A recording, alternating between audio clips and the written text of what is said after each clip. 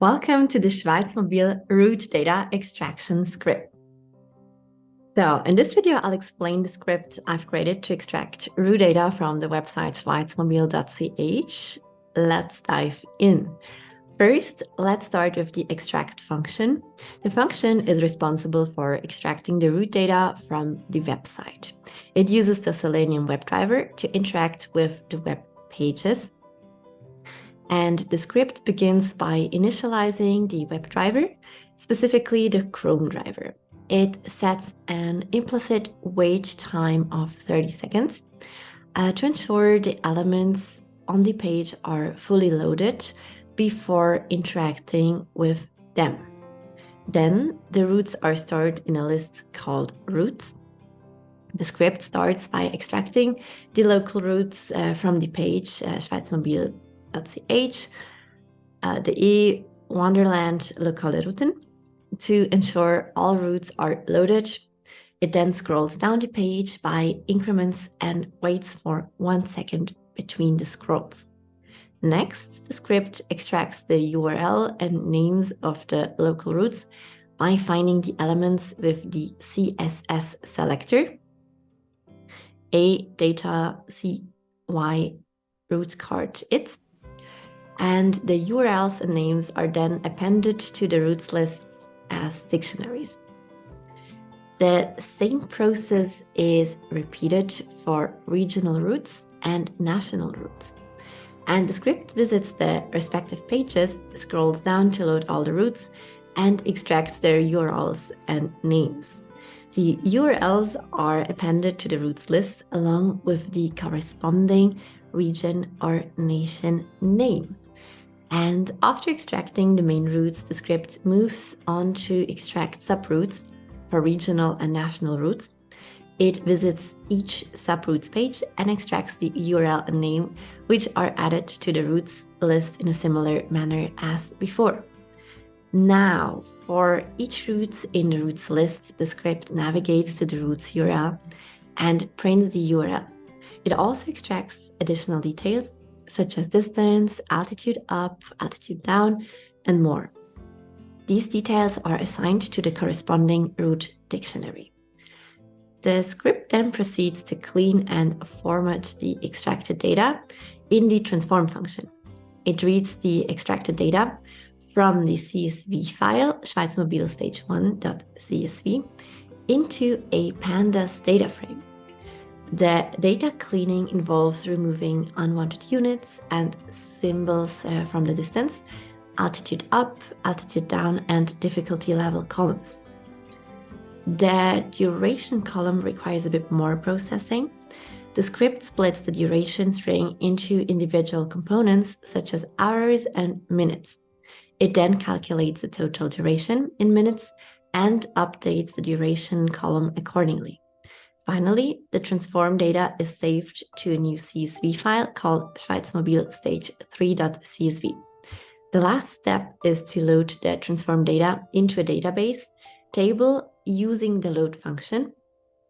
And then the script establishes a connection to the MariaDB database using the provided connection parameters. It prepares the SQL insert statement to insert the data into the Schweizmobil table, and then the transform data from the data frame is collected in a list of tuples called data, where each tuple represents a row to be inserted. The script then executes the insert statement with the data and commits the changes to the database. Finally, it closes the cursor and connection to free up resources.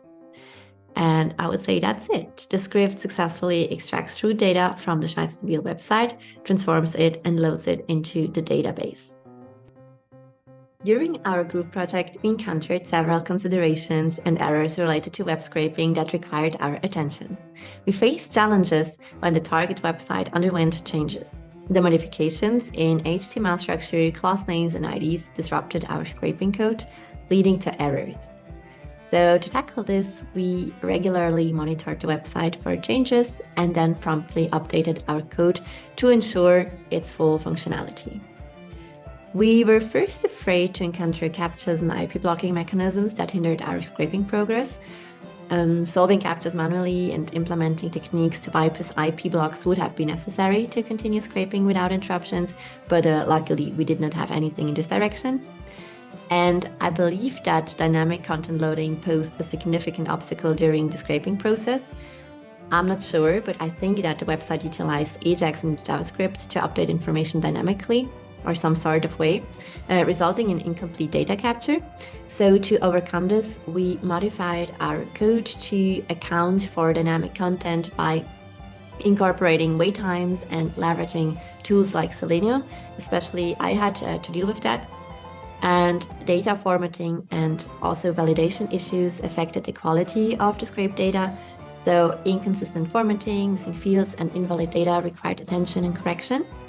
We implemented data cleaning and validation steps to rectify these problems and ensure the accuracy and integrity of the scraped information. Luckily, we had not to navigate anti-scraping measures implemented by the website. These measures would have detected and blocked our scraping bots, making it challenging to extract data. To circumvent these measures, we would have had adopted strategies such as mimicking human behavior, rotating user agents, and utilizing proxy servers. But as mentioned, we luckily did not have to do that. And we were very mindful of rate limiting to avoid being blocked or banned from the website. And we always try to adhere to the website's rate limits, and incorporating delays between requests allowed us to maintain a respectful scraping behavior and avoid disruptions. Of course, I also had learnings. Like, one of the learnings was, unfortunately, we encountered like lack of available data due to unknown location information within the data set in my work. And although like GPX files were present, they were not accessible through Schweiz Mobile, as the platform requires manual map drawing instead of offering direct download options. So to overcome this limitation, I tried to attempt to extract location details from the titles using NLP techniques. NLP, that's a natural language processing. And regrettably, the efforts in this regard did not yield the desired outcome, resulting in suboptimal quality and unusable results. And despite our diligent attempts, like in the whole group, we tried something, the inability to retrieve accurate location information hindered our ability to utilize the data effectively for the intended purpose. So that was like one of my most key learnings for next time, just to consider this next time when doing such a project. But all in all, it was a wonderful experience. I really enjoyed the teamwork, the group, all the learnings from class. It was really much new things, but I really enjoyed the whole process, and I learned so much for my future. Yeah, thanks.